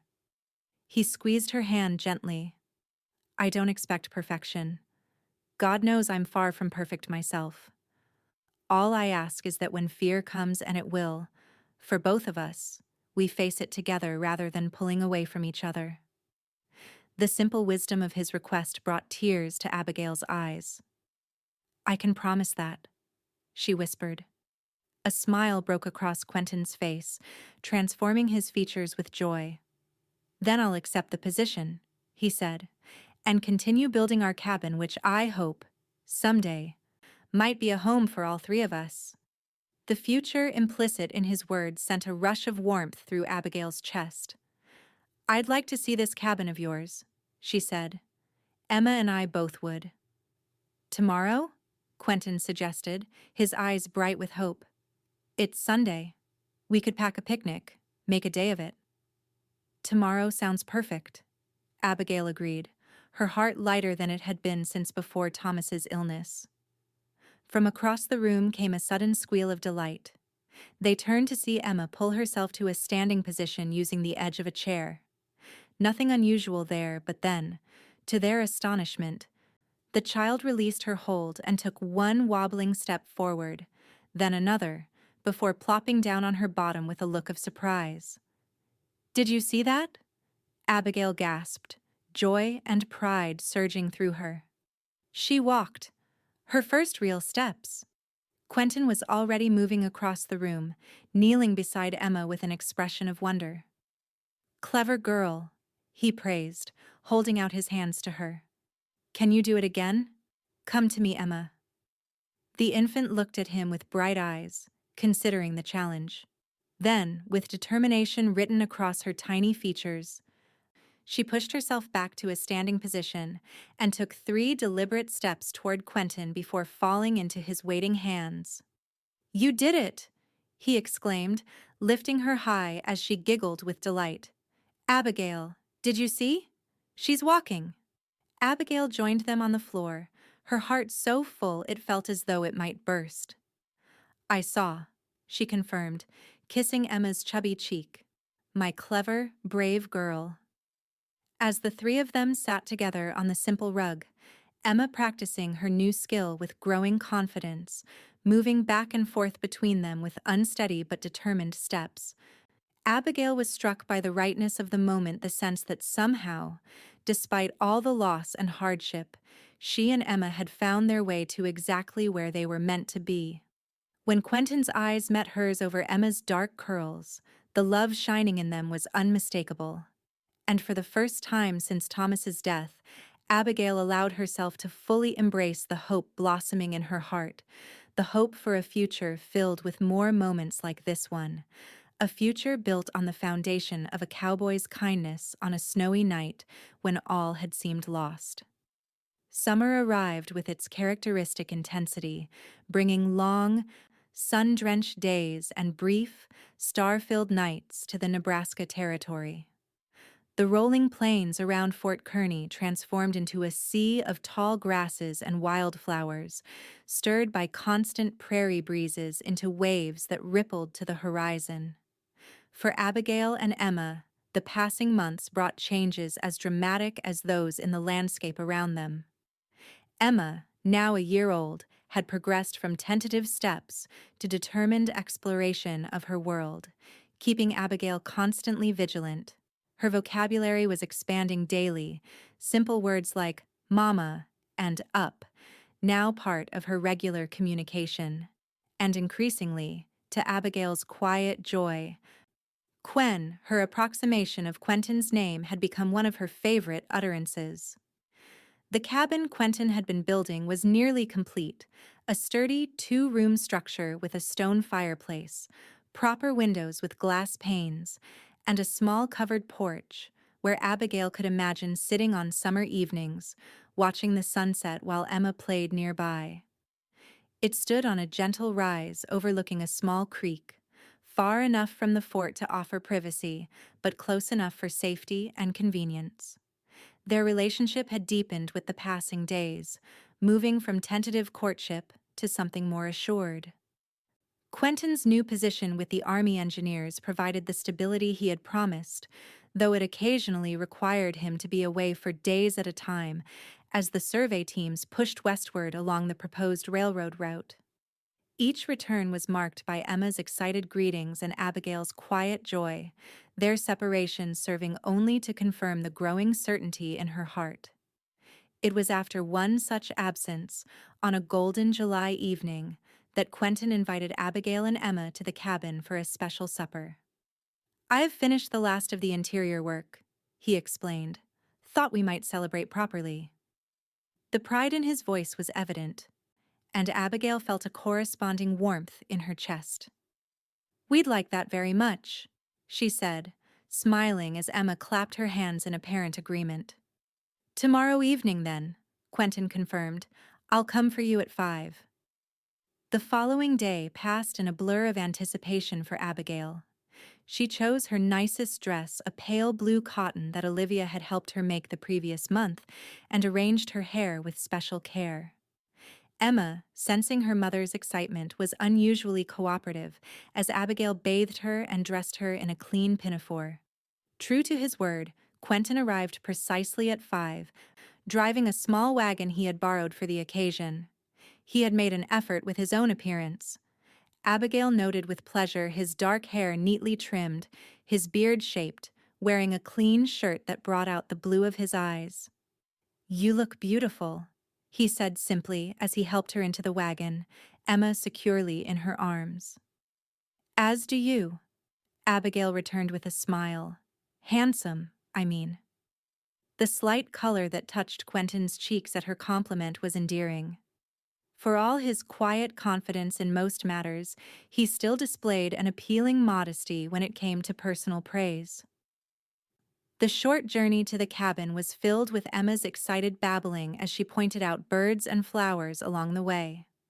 Quentin responded to each of her observations with serious attention, naming the things she indicated, encouraging her curiosity in a way that made Abigail's heart swell with affection. When they crested the final rise and the cabin came into view, Abigail caught her breath in surprise. Quentin had clearly been busy during his last absence. The small yard was now fenced, with a gate adorned with climbing roses. A proper garden had been planted to one side, neat rows of vegetables already showing promising growth. Most surprising of all, a small covered swing hung from the sturdy branch of the oak tree beside the house, clearly built with Emma in mind. "Quentin," Abigail breathed, "it's wonderful. When did you do all this?" He smiled, pleased by her reaction. "Had some help from Dr. Parker and a few of the men from the fort. Wanted it to be a surprise." As he helped her down from the wagon, Emma squirming in her eagerness to explore the swing, Abigail was struck anew by the thoughtfulness of this man who had come into their lives so unexpectedly. Each detail of the homestead showed his consideration not just for present comforts, but for future needs and simple pleasures. While Emma delighted in her first experience of the swing, with Quentin pushing her gently and her laughter ringing in the summer air, Abigail explored the cabin's interior. The changes since her last visit were remarkable: curtains at the windows, a proper table with chairs in the main room, shelves filled with a few books and simple decorative items. A braided rug covered part of the plank floor, adding color and warmth to the space. The smaller room had been fitted with a sturdy bed frame, currently without a mattress but clearly sized for 2 adults. Against one wall stood a smaller frame that could only be intended as a child's bed. The sight of it, the future it implied, brought unexpected tears to Abigail's eyes. "Do you like it?" She turned to find Quentin in the doorway, Emma perched on his hip, her small hand patting his beard as was her habit when he held her. "It's perfect," Abigail said honestly. "You've thought of everything." "Not quite everything," he admitted with a smile. "Still need mattresses, more furnishings, but it's a start." "A wonderful start," Abigail assured him. The supper Quentin had prepared was simple but delicious: roast chicken, potatoes, and fresh greens from his newly planted garden. They ate at the new table with Emma seated on a specially built high chair that Quentin had crafted himself, its edges carefully smoothed to prevent splinters. As the meal concluded and the summer twilight deepened outside, a comfortable silence fell between them. Emma, full and content, began to show signs of sleepiness, her head nodding even as she fought to keep her eyes open. "I should probably take her home soon," Abigail said reluctantly. "It's past her usual bedtime." Quentin nodded, but there was something in his expression, a combination of nervousness and determination, that caught Abigail's attention. "Before you go," he said, "there's something I'd like to ask you. Something important." Abigail's heart began to beat faster. "Yes?" Quentin rose from his chair, coming around the table to stand beside her. To her surprise, he knelt down, taking her hand in his. "Abigail Grant," he said, his voice steady despite the evident emotion in his eyes. "When I found you last winter, I thought I was simply doing what any decent man would do, helping someone in need. I never expected that you and Emma would change my life so completely." He paused, his thumb gently stroking the back of her hand. "These past months have been the happiest I can remember. You've given me something I thought I'd lost forever, a sense of purpose, of belonging. A home that's more than just a place to sleep." Abigail felt tears gathering in her eyes, but she remained silent, allowing Quentin to continue. "I know it hasn't been that long," he acknowledged, "and I would understand if you needed more time. But I'm certain of my feelings, Abigail. I love you. I love Emma, as if she were my own. And I want to spend the rest of my life showing you both that love, if you'll let me." From his pocket, he withdrew a small velvet pouch. Opening it, he tipped a ring into his palm, a simple gold band with a small, clear stone that caught the lamplight. "It's not fancy," he said apologetically, "but it was my mother's. My father gave it to her when they decided to head west together, to start a new life." He held it up between them, his blue eyes serious and hopeful. "Abigail Grant, would you do me the great honor of becoming my wife? Of allowing me to be a father to Emma, and perhaps, someday, to other children we might be blessed with?" The question, though not unexpected, still took Abigail's breath away. She looked into Quentin's face, this man who had saved her life in more ways than one, who had shown her that love could bloom even in the harshest circumstances, and felt the last of her reservations dissolve. "Yes," she whispered, tears now flowing freely down her cheeks. "Yes, Quentin, I will marry you." Joy blazed across his features as he slid the ring onto her finger. It was slightly loose, but the weight of it felt right, a tangible symbol of the commitment they were making to each other. From her high chair, Emma chose that moment to add her own opinion, her sleepy voice clear in the quiet room. "Quen, Mama." They both laughed, the sound blending with their tears of happiness. Quentin rose, drawing Abigail to her feet and into his arms. For the first time, he kissed her, a gentle, reverent kiss that held both passion and promise. When they separated, Abigail kept her hands on his shoulders, reluctant to break the contact between them. "When?" she asked simply. "As soon as you'd like," Quentin replied. "The circuit preacher will be at Fort Kearney next month. Or we could wait longer, if you prefer." "Next month sounds perfect," Abigail decided. A small ceremony, with the Parkers and a few others from the settlement. "And then you and Emma will come home," Quentin said, gesturing to the cabin around them. "To our home."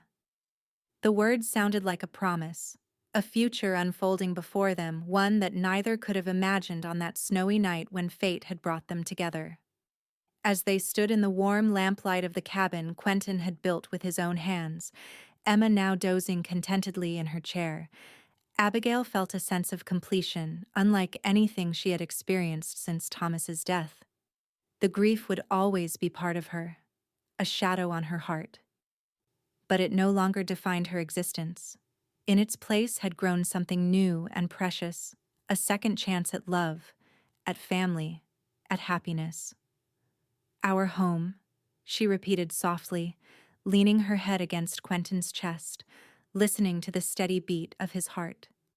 Yes, I like the sound of that, very much. The wedding took place on a perfect August morning, with the prairie stretched out before them in all its late summer glory. Reverend Hopkins, the circuit preacher who served the scattered settlements along the Platte River, officiated in the small church that had been built at Fort Kearney the previous year. The simple wooden structure was adorned with wildflowers gathered by Olivia and the other women of the settlement, their bright colors contrasting beautifully with the plain white walls.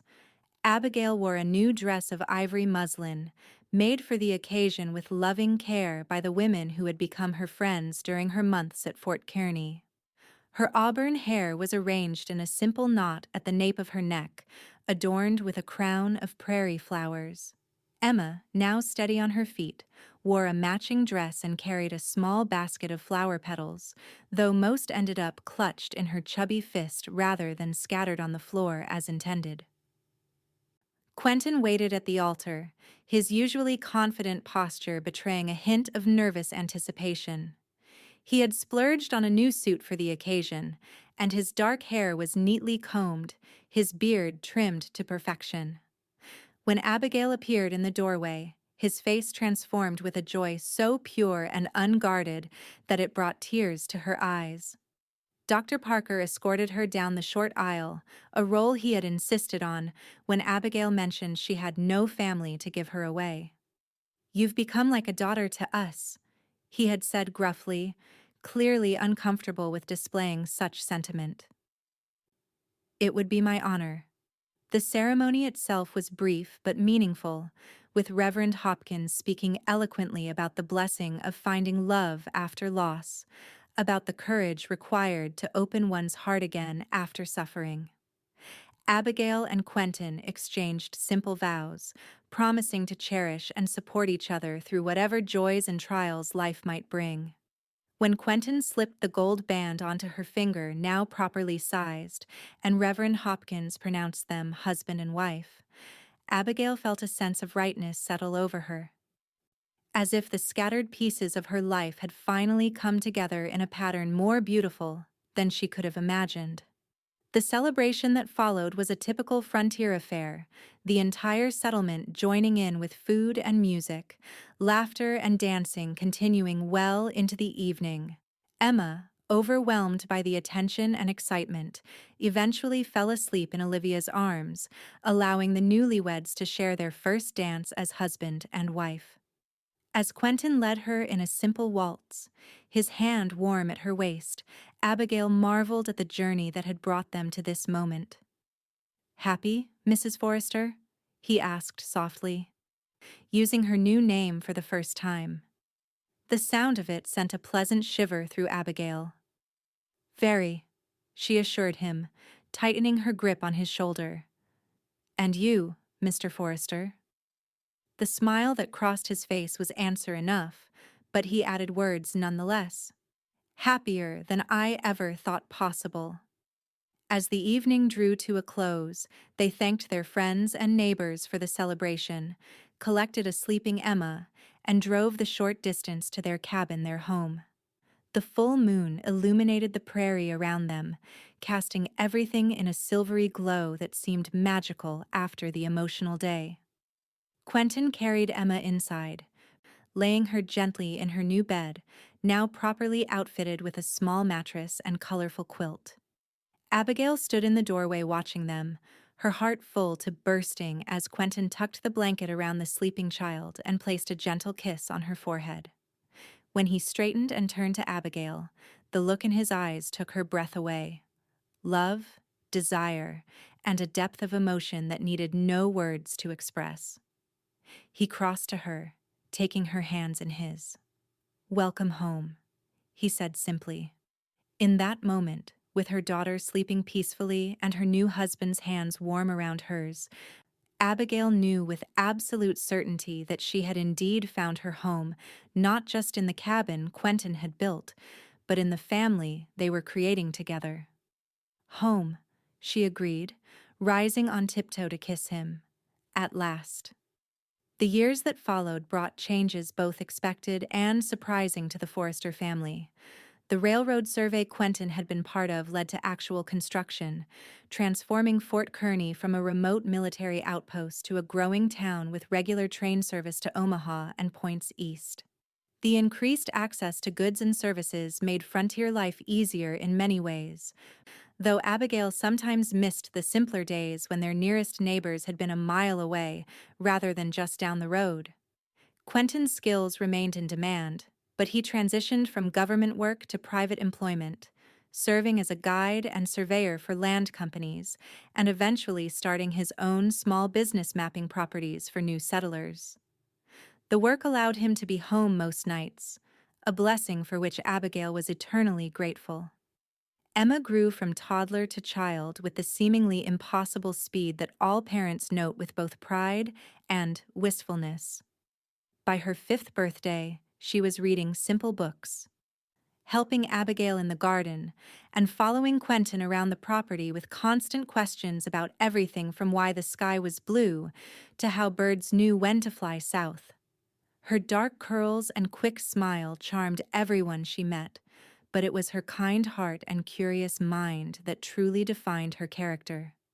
The greatest joy, however, came with the birth of their son, Thomas Quentin Forrester, in the spring of 1871. Named for both Abigail's first husband and his father, the boy arrived after a relatively easy labor, with Olivia attending and Dr. Parker standing by just in case. Quentin had paced outside like generations of expectant fathers before him, and when finally allowed to enter, had approached his newborn son with such reverent wonder that Abigail had fallen in love with him all over again.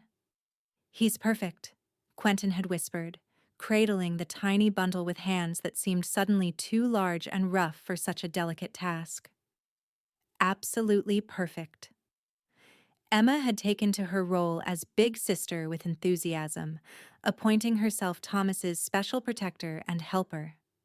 Now, at nearly 2 years old, Thomas was showing every sign of being as active and curious as his sister, keeping both parents constantly on their toes. Life wasn't without its challenges, of course. The harsh prairie winters still required careful preparation and endurance. There had been years when crops failed due to drought or grasshoppers, when illness swept through the settlement, claiming lives both young and old. But throughout it all, Abigail and Quentin had faced each difficulty together, their bond strengthening with each obstacle overcome. On this particular evening, the 5th anniversary of their wedding, they sat together on the porch of their now expanded cabin, watching Emma and Thomas play in the yard as the summer sun began its descent toward the horizon. Emma was teaching her brother how to make daisy chains, his chubby fingers not quite coordinated enough for the task, but his determination evident in his furrowed brow. "They're growing so fast," Abigail observed, leaning against Quentin's shoulder. "Sometimes I can hardly believe how much our lives have changed in just a few years." Quentin's arm tightened around her waist. "For the better, I hope."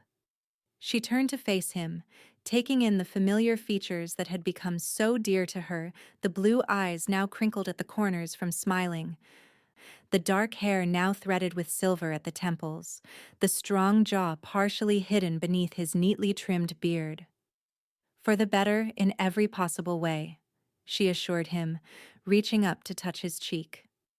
"When I think of that night you found us, how close we came to never having all this."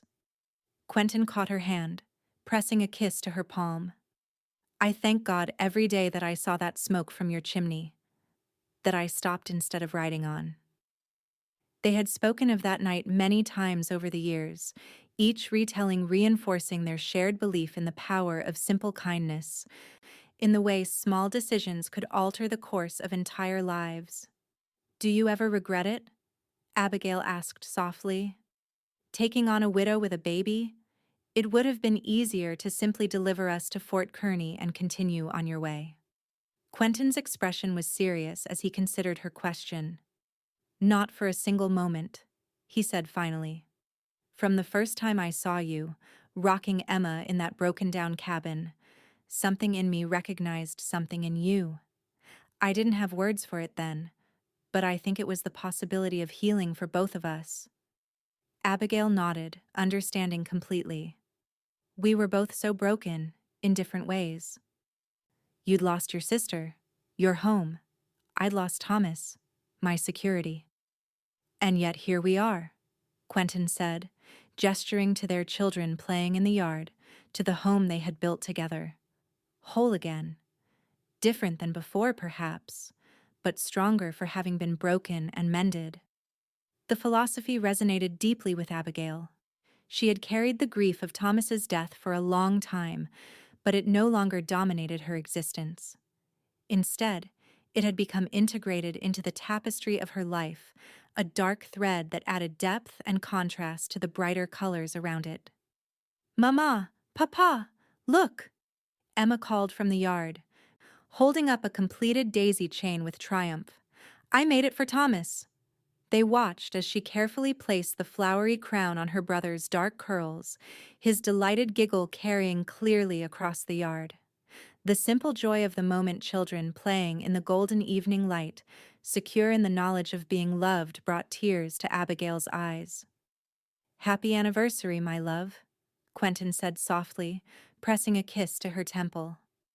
"Happy anniversary," she returned, turning to meet his lips with hers. As the sun continued its descent, painting the prairie in shades of gold and amber, Abigail reflected on the journey that had brought them to this moment. From that desperate night when a starving woman had rocked her hungry baby, to this peaceful evening surrounded by the family they had created together, it was a story of survival, of second chances, of love found in the most unexpected circumstances. And as she sat beside the man who had placed food on her table and smiled at her when she needed it most, Abigail Forrester knew with absolute certainty that sometimes the greatest blessings came disguised as simple acts of kindness, and that the human heart, no matter how wounded, held an infinite capacity for healing, for hope, and for love.